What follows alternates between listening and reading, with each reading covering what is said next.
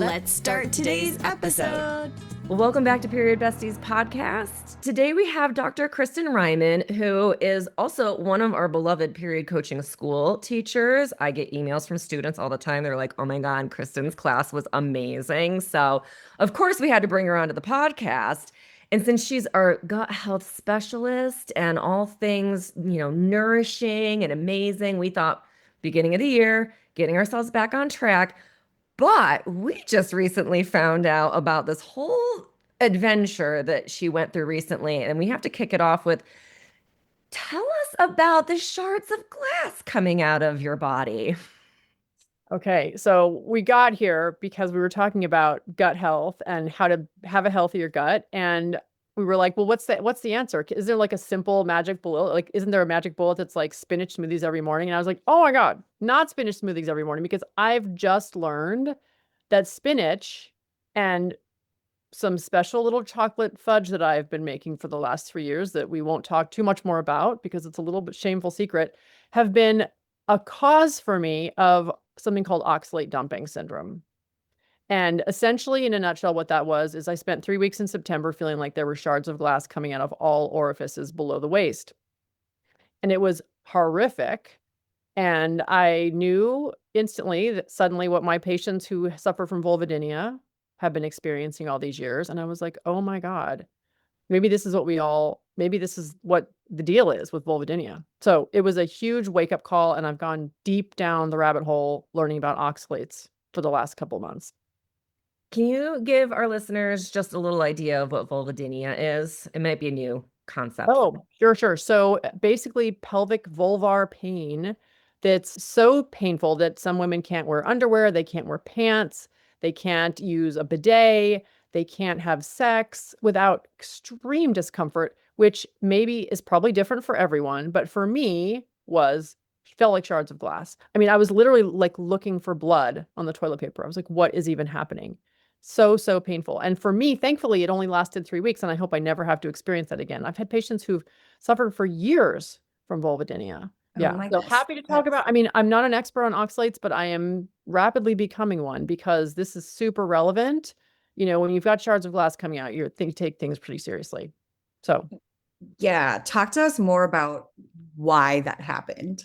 Like, what were the steps that caused that to happen so I cannot do that?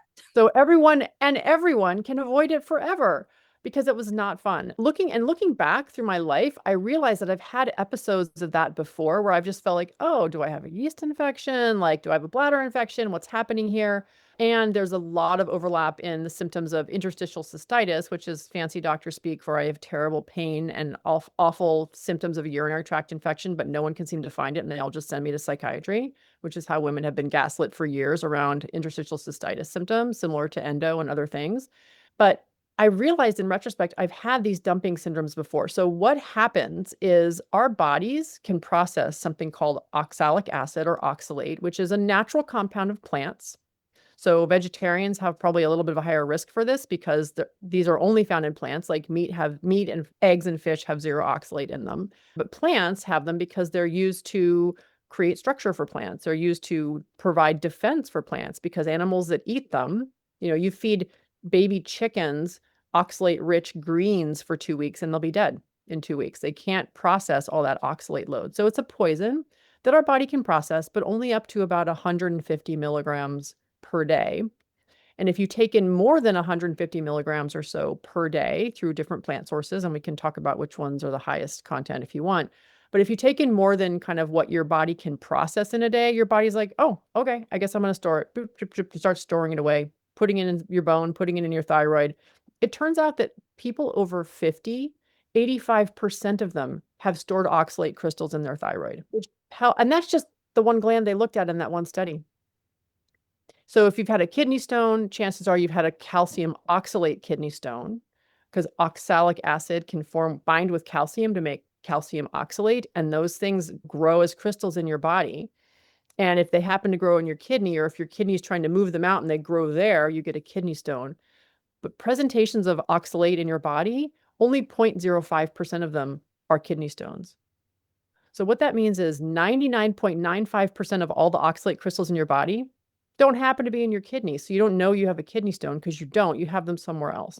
So in my case, I was processing and dumping a bunch of oxalates, probably as a result of being away at a retreat that I was leading, and the food was very different than the food I was eating, and I wasn't dipping into my afternoon chalky.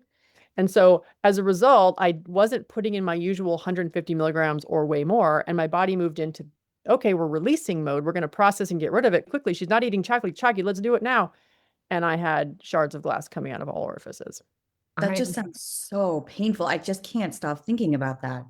I know. Sorry, I've directed you to my nether regions for that. No. I mean, my doctor thinks I had either a chocolate cyst, hemorrhagic cyst, or an endometria explode at the end of last year. And it felt like shards of glass were moving through my body. And she was like, yeah, that's pretty common when you have a blood dump into your abdomen. And I was like, okay, because so I'm like, oh my God, that's taking me right back. Thankfully, it wasn't out of all of my orifices, just the one, but it was not a pleasant experience. And oh my God, I wouldn't wish that on anybody. It was terrible. So we're not eating certain things to extreme. What are these things we're not eating extremes of?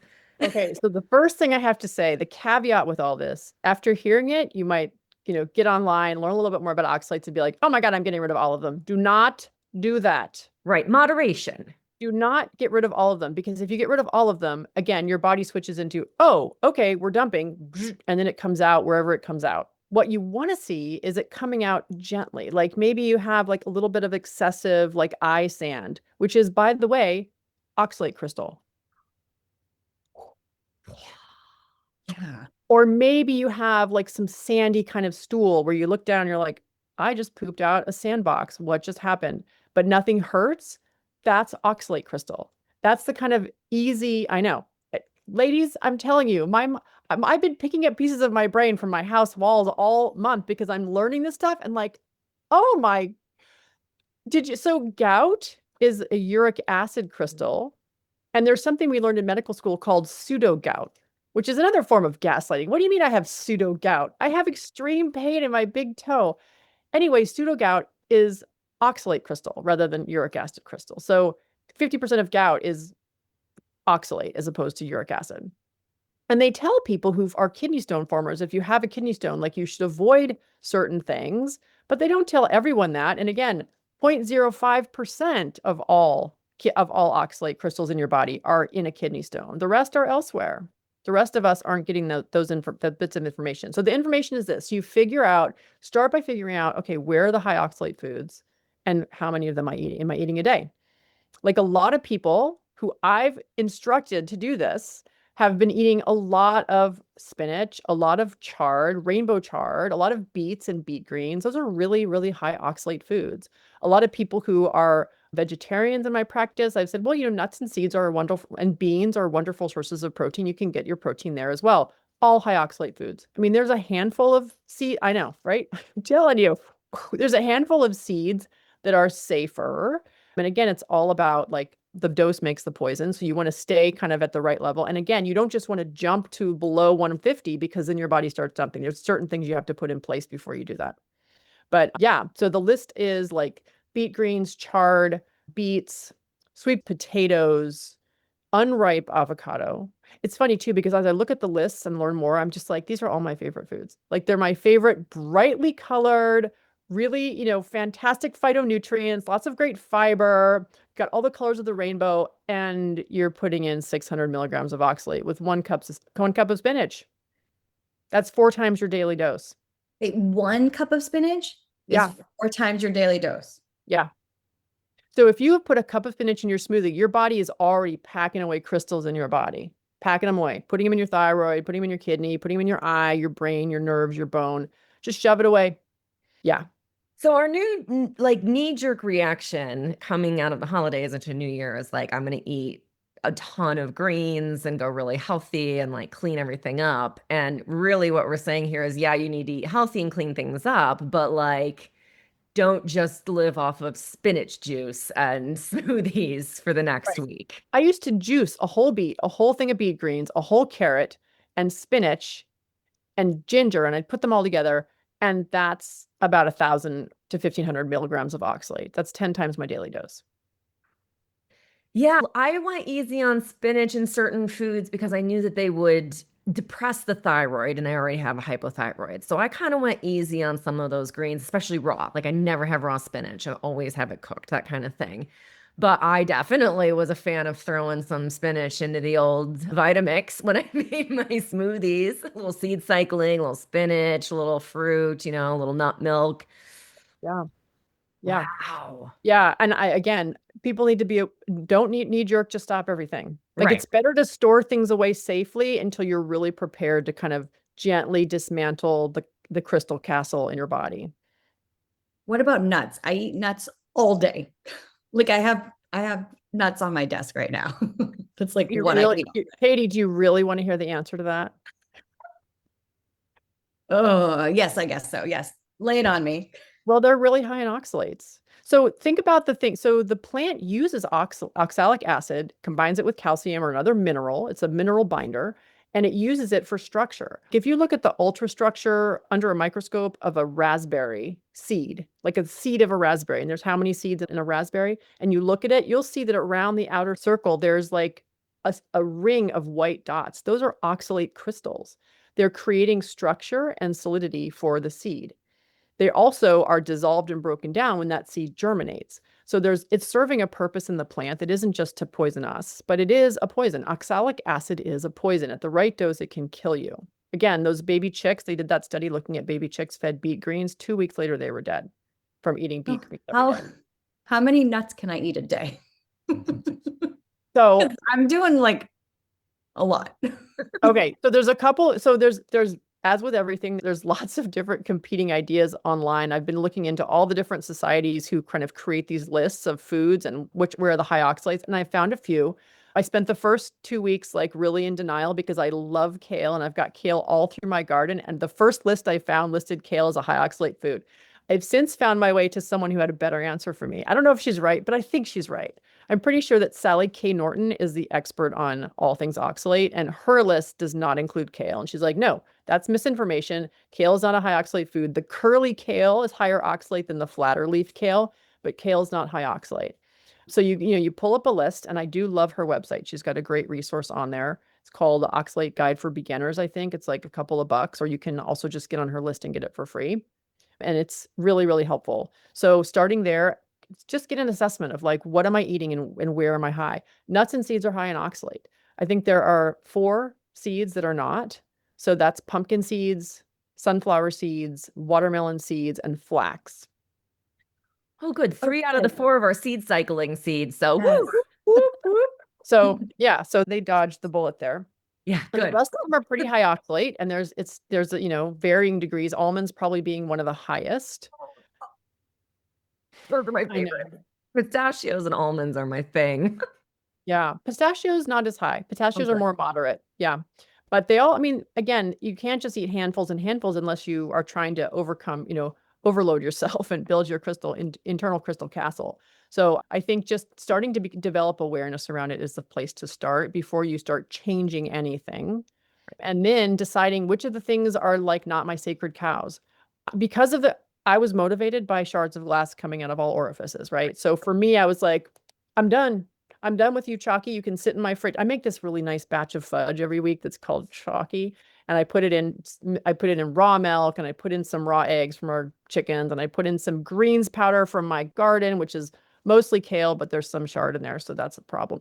And then I would feed it to my 14-year-old who's like growing, and I would always like take a little sip off the top. So I just stopped that. I stopped my chalky habit. Yeah. I figured I've already dumped. I'm just going to stay in the low oxalate mode, and I've been there for the last month and a half.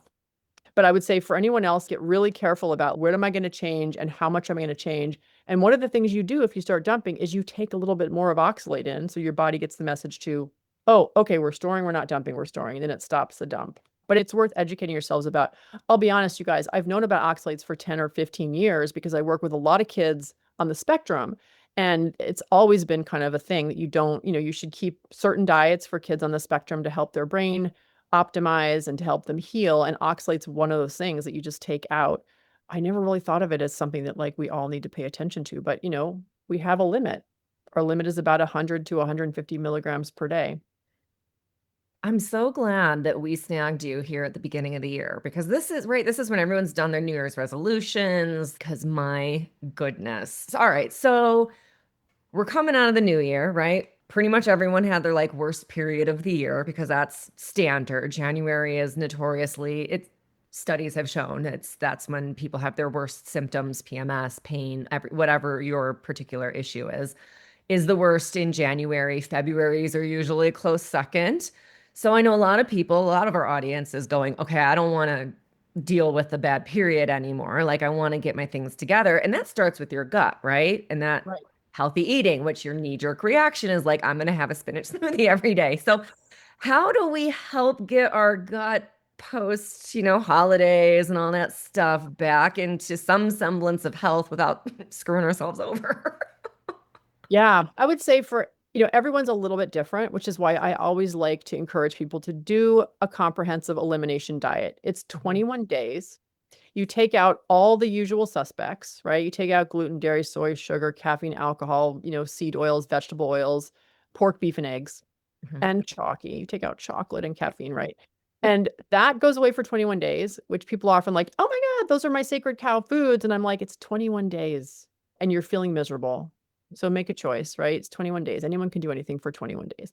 And the gut heals really nicely. Actually, in just about 3 to 5 days, the gut is really beginning to heal because it's a very thin layer. There's a high turnover of cells there because it takes a beating as things are coming down. It has to be that way. And then once you're feeling better, you add things back one at a time that you want back in, and you see how you feel. And the gut, because it's been, kind of saved from all that inflammation for 3 weeks, has really had a chance to heal and feel better. And it's much more persnickety when you put things in it that don't agree with you. Yeah. So that's my go-to. I think it's a great tool to have and to do, once a year or more. I mean, 2020, when everybody's freaking out about COVID, and I was like, I got the elimination diet. I'm just going to do it like whenever I want. Basically was on the elimination diet for the whole year. And I just felt like my immune system was perfect then. My hormones were better balanced, like everything, my energy was great, and I didn't get sick. Yeah. Yeah. And I'm going to just chime in and say, if you want to do this, have your period and start in your follicular phase so that you are feeling your best. And so if you have any withdrawal symptoms or something, you're in a strong part of your cycle so that by the time you're 3 weeks hitting deep luteal, you're feeling great. You're not having withdrawal. You're not adding to the cranky. And it makes it impossible to do stuff like this in your deep luteal to start. Like it Very just doesn't smart. work. So Yeah. if you wanted to just play along, do it. Just get your period. And then on those days you start to feel good, you might still be bleeding, but you're starting to feel good. That's where you want to start something like this. So at the right tail end of your period, jump in. I've done it many times. I will say I've done it many times over the years. And I mean, that's how I figured out gluten was my biggest problem. It's how I figured out caffeine was my second biggest problem. Sugar was an issue. All those endometriosis symptoms, right? Bit by bit, the pain reduced as I figured out what the biggest problems were with each elimination diet I did. So I highly recommend them. I love them. Thank you so much for throwing that in there because I love them. Yeah, they're life-changing. It's one of the, I think, even though it's hard, there's some sort of mindset pieces and some practical issues. And you mentioned the sort of energy dips throughout the month. Like there's you have to prepare, right? And it's good to have a community to do it with or a family to do it with, buddies to kind of get you through it. But it is probably the single most helpful foundational piece in my practice. Yeah, I mean, And that's why the Food and Flow, my little cheap, like $7 program, is one of my best sellers because it is an elimination step down, but in flow with your cycle instruction manual, essentially, with like recipes and things that go with it. It's cheap, it's easy, and it's just a nice guide to help you go through it, especially if it's your first time. And that's a huge seller for that very reason, because it really helps to have some support, some sort of idea. Like there's emails that come throughout the whole month to help. So it's, yeah, support definitely. And if you can enroll a buddy to go with you, so you have a little like help and support to lean on each other, always helps. And you mentioned mood, right? We're coming out of the holidays. February is notoriously like our worst mood. I mean, my roommates back in the day and I had a deal that we just didn't talk to each other in February because nothing coming out of our mouth was going to be nice. So we would just not talk to each other for the month of February, and we would have a come back to hanging out together dinner in March where we'd be like, so how was February? Because our moods were just in the tank, the seasonal affective disorder, all that sugar withdrawals, all those kinds of things. So I'm guessing you have something to say about the gut mood connection. It's huge. Half of our neurotransmitters or more are made in the gut. They're made in the gut. And the vagus nerve is like the back and forth traffic between the gut and the brain. They're essentially the same organ, like separated by little brain braids of the vagus nerve. And so I think it's important for people to realize that when you're treating your gut badly, you're treating your brain badly. Inflammation in your gut leads to inflammation in your brain. And there's no depression that happens without inflammation in your brain. Just doesn't. Yeah, I think other things are important too. Sleep is really, really important, and people often ignore that at their peril. And the people are go through the holidays. And often, even though there's some people take time off, they're usually not resting or really giving themselves what they need. And there's all these pressures to kind of do things in a certain way, or be with family, or be with people who might not really nourish you. And I think people make a lot of choices that don't put themselves and their own well-being first in the holidays. And that can be really also a problem for your mental well-being. So I think sleep, setting healthy boundaries, serving yourself food and nourishing activities and nourishing environments that sort of really serve you and do nourish you is all really key.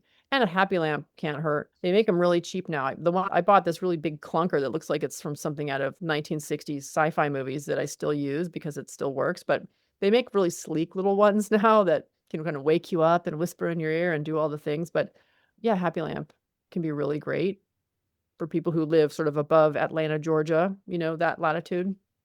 Yeah, I love those. I have a question for you. If somebody's already did the elimination diet and feels like they're nourishing their gut, what are some things that we might not be thinking about when it comes to the gut that we might be wanting to look into this year? Like, if I work with a lot of clients that are a little bit more complex, like in the sense of we're trying to get to the root, and we're like doing fermented foods if there's no histamine intolerance, like we're doing the bone broth. What are some added layers of things? I know I work with them on sleep and stress 100%, so don't worry about that. But what are some deeper things that we might be overlooking that are not easy, but like things that can be put into a daily lifestyle? As relates to the gut? Yeah. Yeah. I think SIBO's got to be on there. Some people are eating sort of like the perfect diet. And of course, we'll take off the list oxalates because we've already gone deep on oxalates.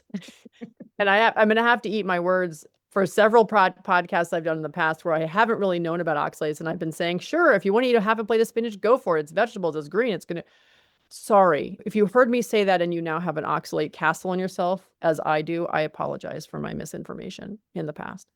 But SIBO is the thing we should talk about. So SIBO is small intestinal bacterial overgrowth. The bacteria in our gut should mostly, and we have a couple pounds of them, there's trillions and trillions of organisms there, but they should mostly be down towards the bottom. Just think of them sort of trickling down with gravity. They should be down in the colon, where they're performing a lot of really helpful things, including if you're lucky enough to have any Oxalobacter formigenes, guess what it's doing? It's chomping up oxalates. Most of us don't have that anymore because you have 1 or 2 doses of antibiotics and it's gone forever. So that probably is disappearing from our species.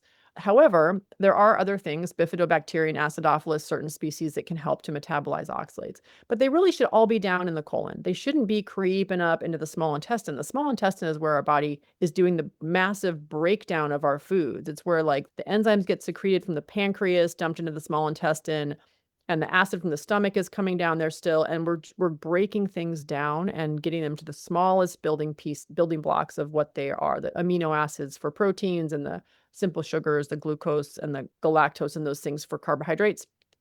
And so if our bacteria have translocated up into the small intestine, all bets are off in digestion.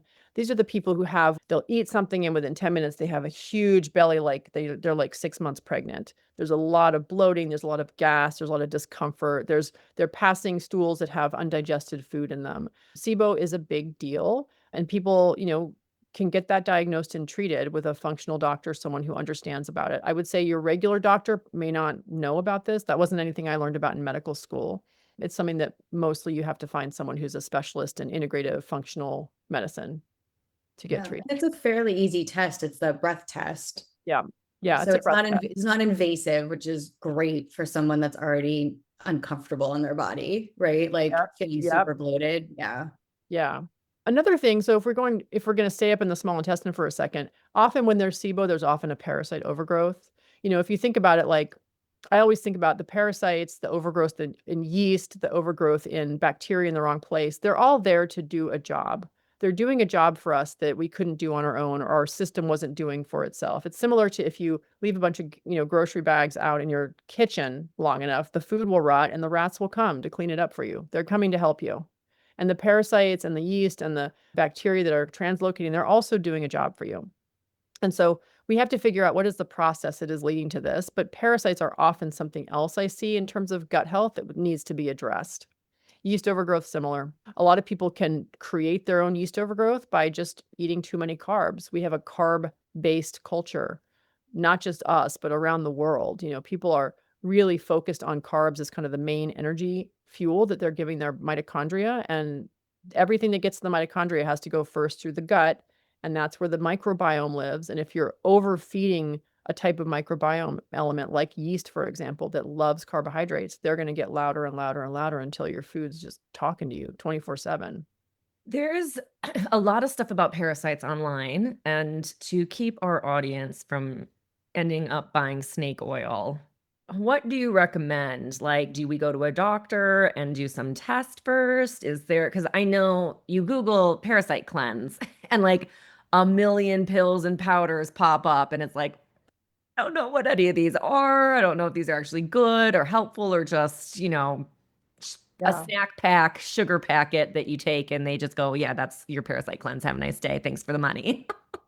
Yeah, it's interesting. Snake oil brings up this image of a snake, which is kind of what you're dealing with parasites. So I've done many, many parasite cleanses on myself and my family, and I'm pretty like when I have something in the cupboard, I want to use it, even if it's a little maybe gently expired. And so I have used many of those things, either because I tried them or I bought them or someone gave them to me. I've used herbs, I've used homeopathy, I've used medicines, pharmaceuticals to deal with parasites. And I will tell you something, they all work. They all work to different effects. So I don't have a problem with someone going to the health food store and talking to that sweet little old lady at the front and saying, "Hey, do you have a section for parasites?" And she will walk you over there and she will show you what works for her and she'll probably describe what came out. So be careful with that. But in terms of what's in the stuff, I mean, different ones are maybe differently potent and the herbs might be differently sourced, but I'd say for the most part, there are some standards. So for herbals, it's wormwood, it's cloves, it's black walnut, it's neem, it's mimosa pudica. Those are the ones I typically rely on. There's Cascara sagrada, which often comes in a powder with lots of other different powders. And those are they all work. I've seen worms fly out of people's butts with all those things. How often should we be doing a parasite cleanse then? That's a great question. So I will say in traditional society, so I see a lot of patients from overseas right now, and I see a lot of Amish, and they all have traditions and practices of doing, yearly or twice yearly or sometimes 4 times yearly quarterly dewormings. Not everyone in the culture obviously does that, but if you bring up parasite cleanses, with the Amish, for example, they'll usually say, "Oh yeah, we did one in the spring." It's pretty common in more traditional cultures to be doing parasite cleanses. I lived in China for a couple years after I graduated from college. This is just a little aside I'm remembering. And when you're a 6'2" white person in China, you often get invited to come make TV commercials. And so I was making a TV commercial for something that I didn't know what it was because I was a clue bag. I was 22 and I was like, whatever. And I'll probably get a free meal at the end and maybe 100 kwai. So I go to this little pharmacopoeia and they're like, okay, now is the part where the foreigner will lean over the table and look at the little box there and say, "Oh, yes," and talk to the person next to her like she's used it. And I was like, "Okay." And I'd start doing this and I realized I'm looking at a box and on the cover of this medicine, there's a petri dish and a giant worm like coming out of the petri dish. Like, oh, great. I'm like that little old lady in the health food store. I'm talking about what came out of my colon when I used that product. Anyway, so I would say it's helpful to do it as frequently as you need to. And you will know how often you need to the first time you do it, probably because you will either see things come out or you will feel different afterwards or you won't. And if you feel nothing, I would say once a year is probably enough. And if you really have evicted quite a large number of guests, you might say, maybe every full moon I'll do this for 6 months and see how it goes. Interesting, because my sons started grinding their teeth out of nowhere, and their chiropractor told me that they probably need to do a parasite cleanse. I mean, That can cause your body to grind your teeth for some reason. I don't really understand. I have to research it more, or tell me, but I was yeah, no, that's a curious about common that. that's a common symptom. Teeth grinding, insomnia, especially so anything worse over the full moon or new moon is a clue. Because 90% of our parasites are not in our gut, they're elsewhere in our body. And on full moon and new moon, and it's different for each person, you have your own community, they have their own rules, but usually over the full moon, they will move from those places. If they're in the lung, they'll crawl up your trachea and they'll get into your back of your throat, and you'll suddenly feel this that has to be swallowed. And what you've just done is you swallowed the larva, and now it's going down into your esophagus and your stomach, and it's passing through into your small intestine, and it's going to set up shop and make some eggs. So that is the life cycle. I know. Oh my God. Yeah. Sorry, I'm just having these I'm going wild to the visuals. store. Like as soon as I'm closing the laptop and heading to the store, like immediately. And those herbs are safe for kids too, not like I mean, I would follow the recommendations on the bottle. And if it's a child, I would there's a little rule you can use in pediatrics called Clark's rule. So it's a way to figure out your dose as a child. But I usually basically ballpark and say, look, if you're half the size of an adult, take half the dose. If you're a quarter of the size of an adult, take quarter of the dose. I usually dose it for, twice daily. One caveat is if you have seizures, I mean, seizures are often part of a parasite complex or part of presentation of parasites. If you have seizures, there's a chance that killing the parasites, especially if they're in your brain, can make your inflammation go up, can make your seizures worse. And that's not something we ever want. So if you have seizures, you should work closely with someone who can prescribe some anti-inflammatory, some steroids and things to support you through a parasite cleanse, because you don't want to have those symptoms flare. But most people can tolerate a parasite cleanse. I usually recommend, getting back to the gut, I usually recommend enemas if you're doing a parasite cleanse, because, as those not bacteria, as those creatures who are multicellular organisms die, they can dump bacteria, they can dump heavy metals, they can dump, who knows, maybe oxalates. I'll have to look into that. They can dump whatever they've been kind of cleaning up for you. Remember, they came to clean up, and they're hosting some things that you don't want in your system. And so making sure their bodies and everything they're dumping is kind of getting out as quickly as possible is really key when you're doing a parasite cleanse. so interesting. I used to do colonics when I lived in LA. I haven't found a new person yet, but if I do a parasite cleanse. Did you see parasites coming out during your colonics? No. A lot of people will talk about how I have patients, usually if I've recommended a colonic and we're doing parasite cleanses intermittently, I'll say, wait for your colonic until you're on day 3 of your parasite cleanse, and let's just see what comes out. I would assume she would have told me, but she never said anything. I mean, not necessarily, especially if they don't, nobody really wants, let's be honest, in our country, in our culture, we're like, la, la, la, this is not us. I remember learning in medical school about parasites, and I'm looking at those pictures from the CDC and the WHO up on the screen, and I'm seeing okay, they come in, the dog poops them out, and they're on the grass, and they can live for up to 5 years on the grass, and then you walk on the grass with bare feet, and then they burrow into your skin, and they go into your bloodstream, and you go to your lungs, some of them go to your eyes, some of them go to your lungs, some of them go to your heart. I'm like, wake up, people. Are you seeing this? And everyone's like, oh, but that's not in our country. I'm like, I lived in China for 2 years. I did a commercial for parasites and dewormers. Like, I'm sure I rode horses as a child. I'm sure you deworm your horses every year, right? Or more every couple months. We deworm the puppies. The puppies come out. They don't leave the building, and we deworm them. Where do we think all those worms came from? They came from the mother. And that puppy slept with me. Like, we imagine we don't have this problem. We have this problem, and our parasites are really happy that we don't think they have a problem there. They're grateful that we pretend it's not an issue. I know. Hey, I guess I know what I'm doing in the new year. Yeah, it's a fun family project. Yeah. As I kick back into my New Year's goals in this new year, I'm gonna, Stasha, let's do it together. Yeah, I am going to tack on now a New Year's goal for sure. Yeah. I got to do it with somebody because I'm going to have to talk about it. Oh yeah, no, we'll do it together. I'm actually going to go through my cupboards because I do think I have some of the things that you mentioned in there. So I need to go look through my cupboard and see if I have any of it. And if not, I'm running down to the store like literally as soon as we're done. And by the Yes. way, I usually, in addition to steroids for people with seizures, I also usually suggest people use 3 different things. So pick 3 of the things in your cupboard, Mhm. and they're all gonna work slightly differently. I used to sort of sneak up on parasites. I have a Lyme practice too, and I'm very careful about, I don't want people to hurt because I don't want them to feel worse. They've suffered enough. So we sort of sneak up on the bacteria and distract them with this, and then we get them with that. Parasites need a different approach. They're bigger, they're badder, they have more longevity, and they will fight back and make your lives miserable. So I've stopped sneaking up on them, and now I try to stomp them. So I Mm. use 3 different things at once. I do it twice a day, and depending on how long we're doing it, we'll do it for prolonged periods of time in some cases. Good to know. Yeah.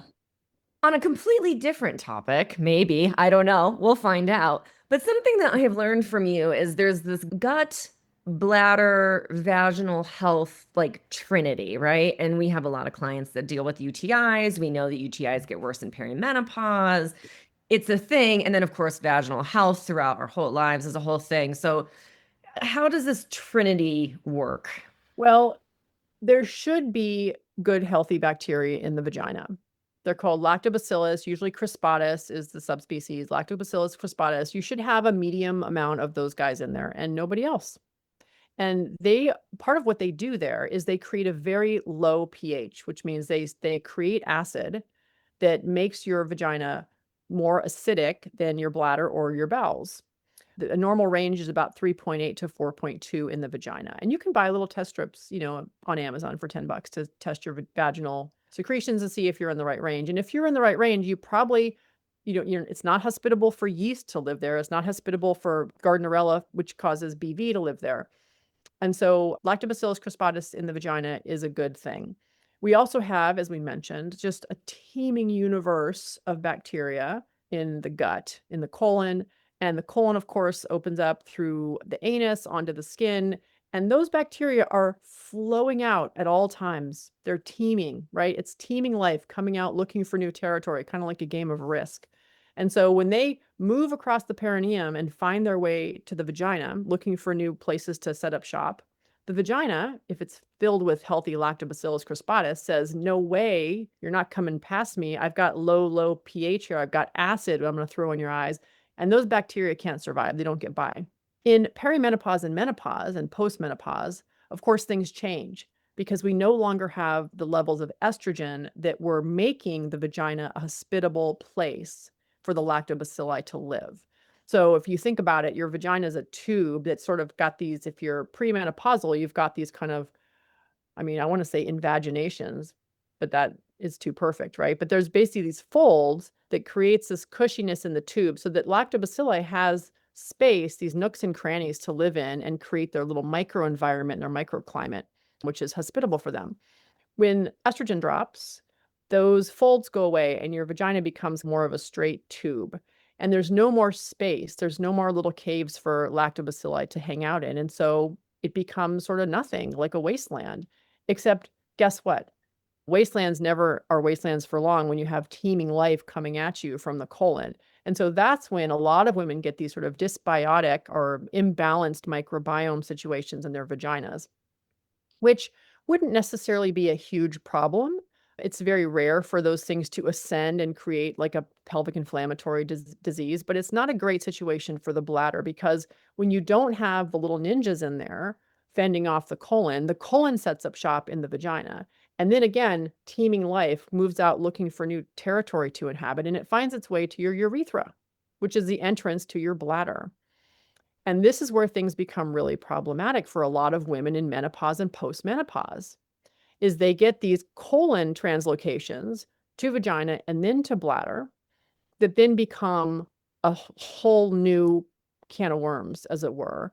These bacteria can make biofilms in the bladder wall, which are thick and sticky and hard to penetrate. And if you're a person who doesn't have any issues breaking down biofilm, and we can talk about genetically what that means, but I would say a good number of women don't have problems with these infections because the bugs crawl in, they pee them out. The bugs crawl in overnight. Maybe they're not peeing. The bugs start to set up some biofilm houses, which are the slime they live in.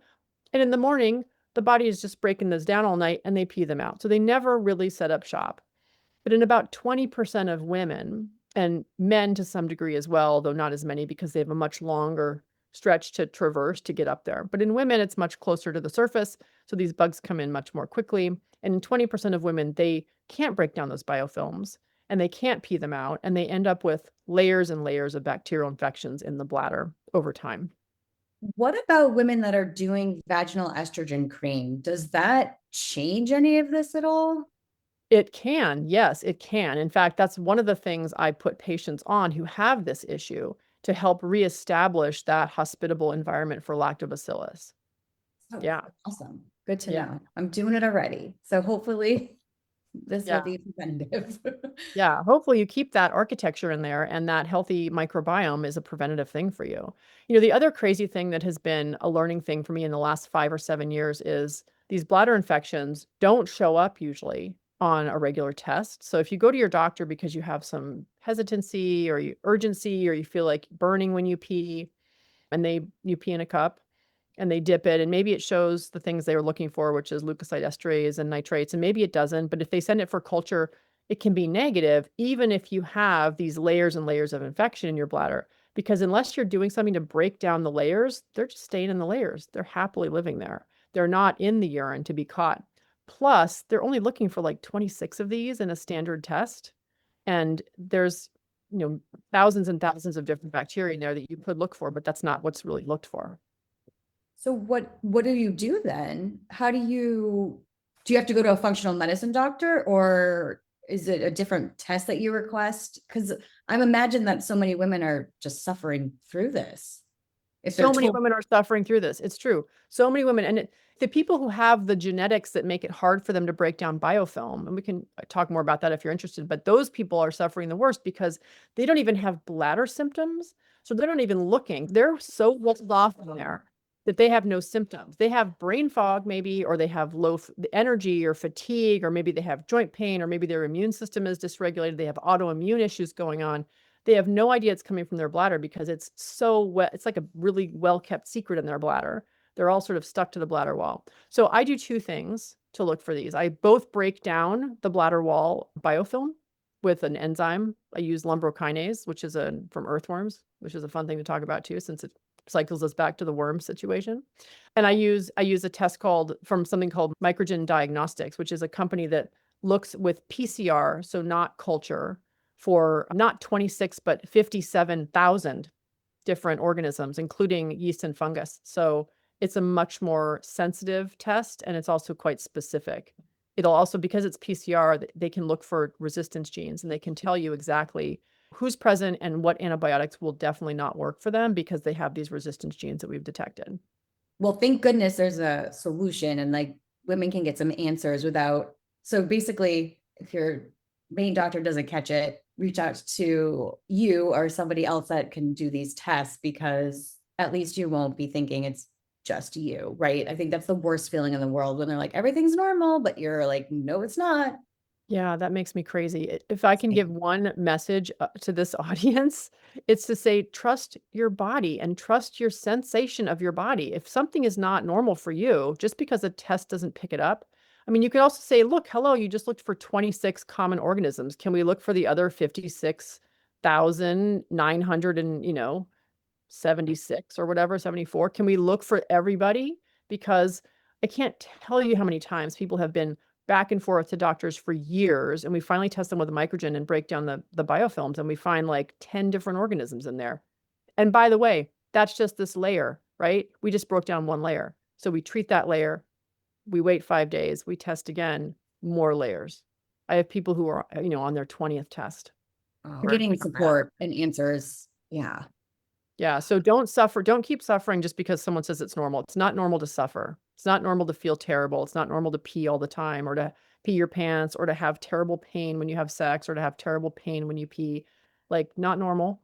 There's an answer. Just because your doctor hasn't found it yet doesn't mean there isn't an answer to be found. 100%. So we've covered a lot of territory. What haven't we talked about? That's what I was just thinking. I was like, what else do we want to ask you while we have you? I know. Well, one thing that I want to know is what is your daily health non-negotiables? Woo, words. What is your daily health non-negotiable? That's a great question. I want to know both of your answers too. So mine include sleep. And for me, it's just so obvious when I don't get the sleep I need that I just can't not include sleep. Like it demands to be prioritized. And I need about 8 hours and 45 minutes of sleep. And I know that because I go to bed and I pay attention to when I'm going to bed. I usually fall instantly asleep. And I sleep through the night until I wake up and I look at my clock. And I know over years that that's what I need. It's not 9 hours, it's not 8 hours and a half, it's 8 hours and 45 minutes. So I go to bed in time to not have to set an alarm. And lately, in the last couple of years, I've been swimming again. I swam in college and then it didn't for 31 years because I was super traumatized by it, and I hated exercise. And then someone invited me on a swim trek to Greece, and I was like, I want to be the person who says yes to that. So yes, I will start training again. So I've been swimming with a master's club for like 2 years. So now I get up at 5:15 and I swim for an hour in the mornings, probably 5 mornings a week. So that's another non-negotiable is exercise. And I'm glad I found my way back to it because there were many a year when I would talk the talk, but not walk the walk about exercise. And then, of course, I don't eat certain foods religiously. Like I don't eat gluten. I just don't think that has any helpful role to play in any human intestines and or brain. And I don't eat that. And I try to eat lots of above ground vegetables. Lately, as you know, I'm avoiding certain of those vegetables. And I try to eat really clean animal products. I eat meat, I eat eggs, I eat fish. I try to eat the happiest, healthiest animals on the planet. It just feels like the right karmic exchange that way, and also for health reasons.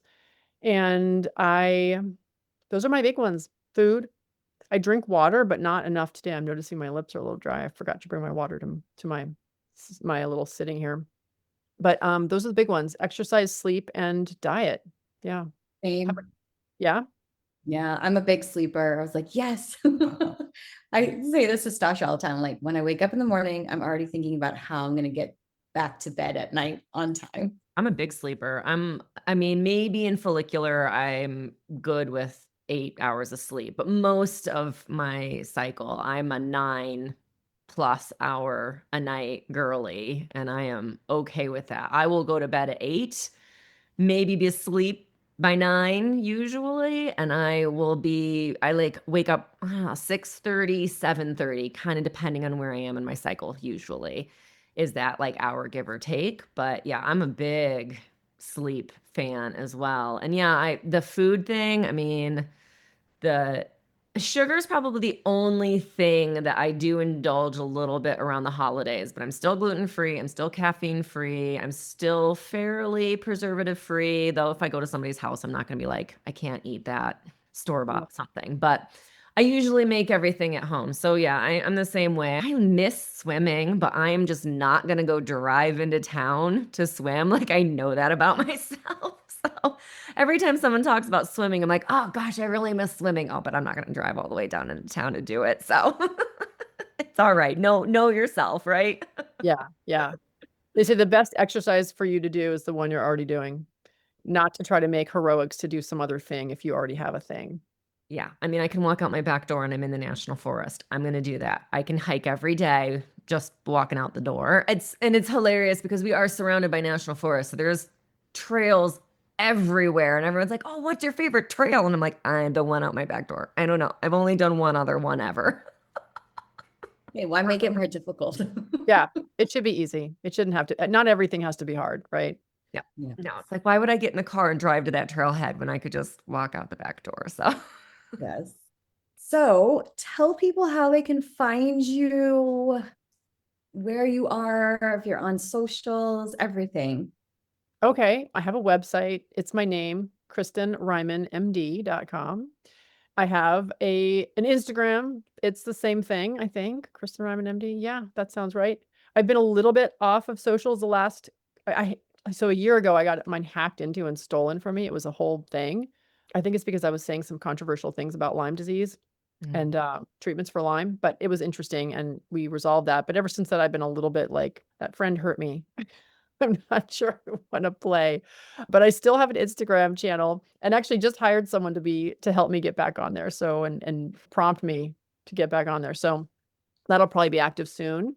And I have a variety of ways that people can work with me. They can join any of my coaching programs. I have basically a coaching program for well people, a coaching program for people who are dealing with a complex mystery illness where I guide people through to solutions and offer tons of resources. And I actually run an elimination diet course periodically. I'm going to be doing one in the new year as well here. So it's coming up soon. And we're going to bring in oxalates and parasite cleanses as part of it, because I think these are things that I haven't talked enough about that people need to hear about. Excellent. And you have a free gift, a book, an ebook? Yeah. I'm happy to give your audience a copy of my ebook. It's Life After Lyme, Revive Your Inner Rock Star and Achieve a Full Recovery. And it's the book that I wrote after recovering myself from Lyme completely and wanting to share all the details of everything with everyone. Yeah, it was kind of a mind-blowing book to just think like going through all that complex illness and dealing with it and coming back from it. Really inspiring. Thank you. Yeah. I wrote it sort of as a choose your own adventure. So there's some foundational pieces, which are kind of like, what are the basics, like sleep and diet and gut health and that sort of thing and mindset. And then sort of once you get to the end of that, if you're still having symptoms, I encourage people to read the other chapters and think about, okay, maybe we do some killing of bugs with different things. And here are the ways I do it. Maybe we do some heavier detox. Maybe we think about mold, think about clotting issues. And it's kind of a find your own adventure through it and use what works for you.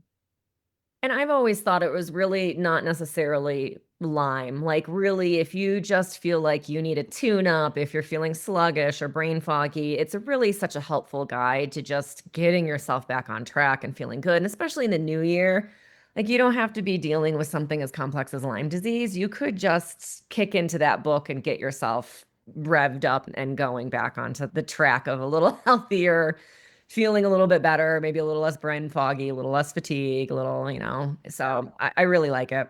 Thank you. Well, it's because, the things you have to do to get well from a complex issue like Lyme are all the things you should be doing anyway. They're the things that can keep you from ever having to go down with something like Lyme, right? They're all the basics.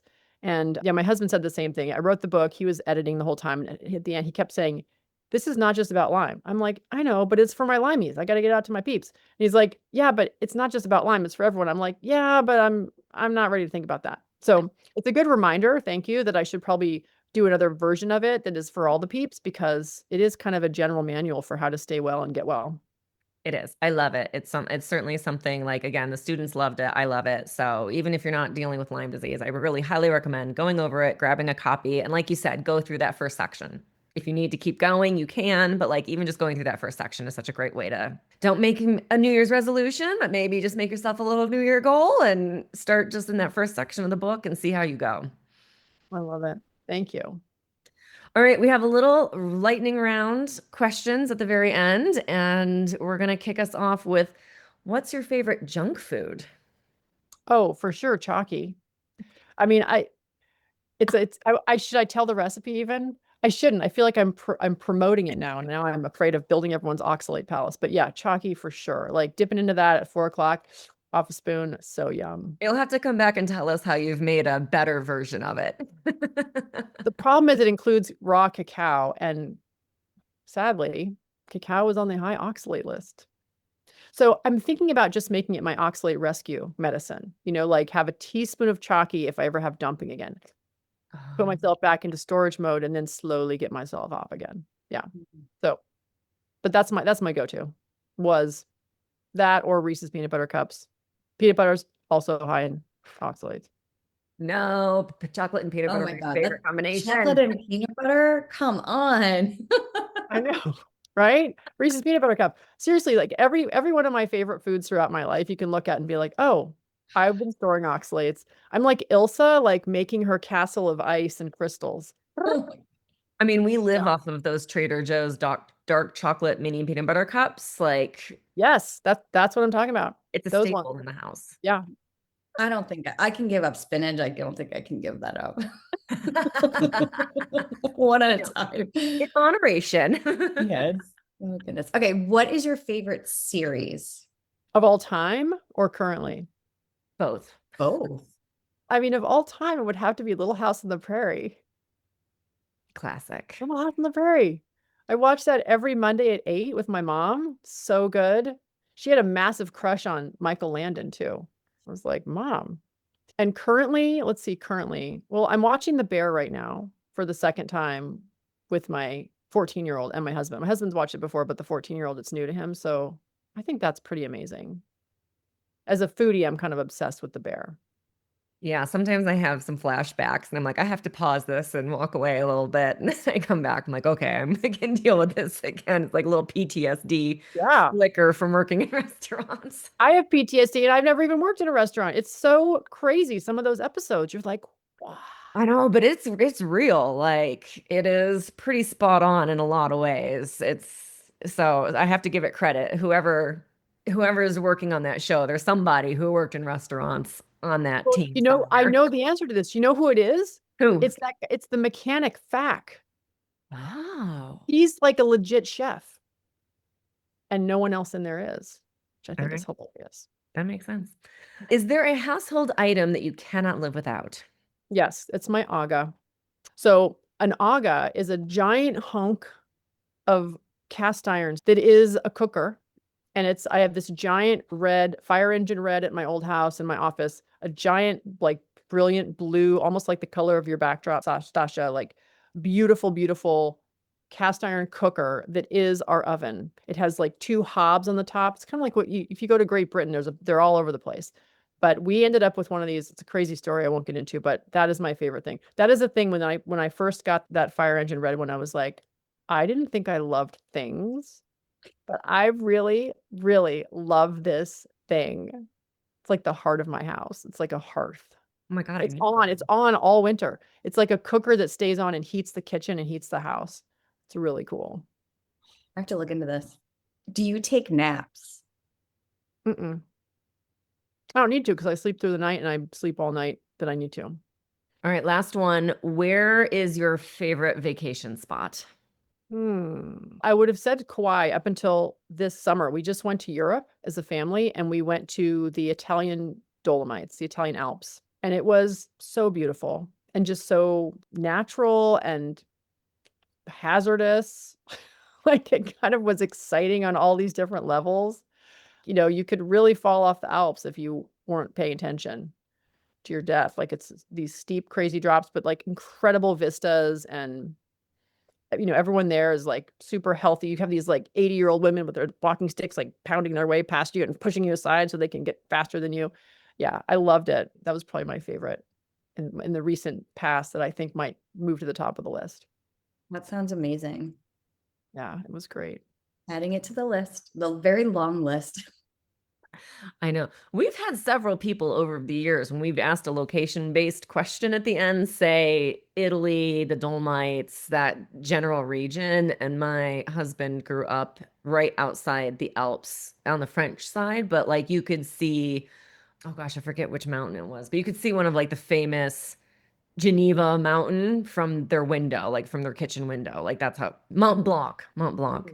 You could see it from the kitchen window. And it was like this. So they spent a ton of time hiking and skiing in the Alps. And so when we went out to visit there, I was like, oh my God, I can see why this is gorgeous. So I have that high on my list of places to go because it's some place that he hasn't spent a lot of time, but it's still someplace that I mean, I haven't been to Italy since the 90s. So I desperately want to go back and yeah. Well, let me know if you want the Airbnb that we stayed in. It was amazing. It was in a national forest, national park, and it's like huge. It's if you're going with a bunch of people, it's perfect. It's like a family gathering spot. Just gorgeous. Like a log cabin that's been totally redone. The grandmother showed up every morning and like made us a giant spread. Like she basically just came down in the kitchen, like delivered like a beautiful breakfast. Yeah, it was pretty spectacular. That sounds like heaven. I'm in.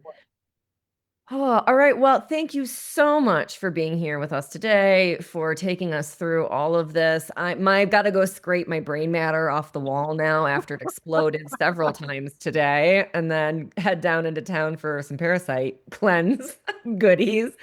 I would absolutely love to hear from the listeners what point your brain exploded and what's going on for you. But thank you so much for being here with us today. We really appreciate having you on and sharing all of this incredible information. Truly. Well, it's my pleasure. Super fun to talk to you guys. And thanks so much for having me. Yeah, thank you. Thanks to everyone who's listening. Let us know. We want to hear your feedback, and we'll see everyone in the next episode. Bye for now. A big shout out and thank you to our sponsors for today's episode, Period Coaching School and Katie Bresek Wellness. Thanks to you, our favorite bestie, for listening to the Period Besties podcast, where no topic is TMI. And of course, share this episode with your besties. Remember to leave us a 5-star review, nothing less than the best for us besties, and subscribe wherever you listen to podcasts. You can follow us on Instagram at Stasha Washburn and at Katie Bresak, or email us at periodbestiespodcast@gmail.com. Check out more about us at katiebresak.com and periodcoachingschool.com. And of course, check the show notes for free goodies and extras that support this episode. We'll see you on the next episode. Bye for now, besties.